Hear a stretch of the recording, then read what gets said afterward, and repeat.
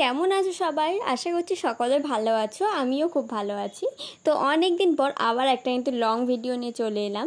তো এই কেকটা ছিল কিন্তু একটা ডল কেক। এটা একটা ইউনিক টাইপের ডল কেক, আজ তোমাদের সাথে আমি শেয়ার করতে এসেছি। তো এটা কিন্তু ছিল পুরোটাই ফন্ড্যান্টের ওপর। তো কাস্টমার আমায় একটা গুগল ফটো পাঠিয়েছিল, তো সেইভাবে বলেছিল আমাকে এরকম সেম করে দিতে। তো আমি বলেছিলাম সেম তো করতে পারবো না, কারণ কি সবার হাতের কাজ এক নয়, সেটা আমি সবসময় সব কাস্টমারকেই বলে দিই, যাতে আমায় পরে বলতে না পারে যে তুমি একরকম ফটো দেখিয়ে আর একরকম করেছো।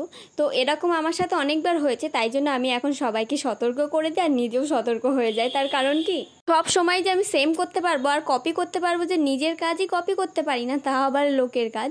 তো যাই হোক, দেখো আমি এই রোজ প্যাটেলগুলো কিভাবে করে নিয়েছিলাম সেটা তোমাদের সাথে শেয়ার করছি। ফার্স্টে একটা কাটার দিয়ে আমি ফন্ডানটাকে বেলে নিয়েছিলাম, তারপর রাউন্ড কাটার দিয়ে দেখো কিভাবে কেটে নিয়েছিলাম, যাতে সুবিধা হয় আর কি বসাতে। আর একে একে ওই রাউন্ড শেপটা দিয়ে আমি কিন্তু ওটাকে ফ্ল্যাট করে নিয়েছি। তো দেখো পুরোটা বসানোর পরে কি সুন্দর একটা লুক এসছে না, একদম গর্জিয়াস ডল। যাই হোক, বারবিটা খুব সুন্দর লাগছিল। একটা একটা করে এই রোজ পাপড়ি করতে আমার যে কত টাইম লেগেছে শুধুমাত্র আমিই জানি। তো তারপর দেখো একটুখানি বাকি ছিল, তো ওখানে আমি ক্রিম দিয়ে একটু ড্রেসটা করে নিয়েছি। তারপর এই রোজ প্যাটেলের ওপরে একটু গোল্ডেন শেড দিয়ে দিয়েছি, যাতে আরও সুন্দর লাগে দেখতে। তো তোমরা দেখে কিন্তু অবশ্যই জানিও এই কেকটা তোমাদের কেমন লাগছে। আর লং ভিডিওর মাধ্যমে শেয়ার করলাম, তার কারণ কি এতটা বড় ভিডিও যে আমি তোমাদের সাথে ছোটোর পরে আর শেয়ার করতে পারলাম না। তো যাই হোক, শর্টেও আমি কিছুটা দিয়ে দেবো, তোমরা সেখান থেকেও দেখতে পারো।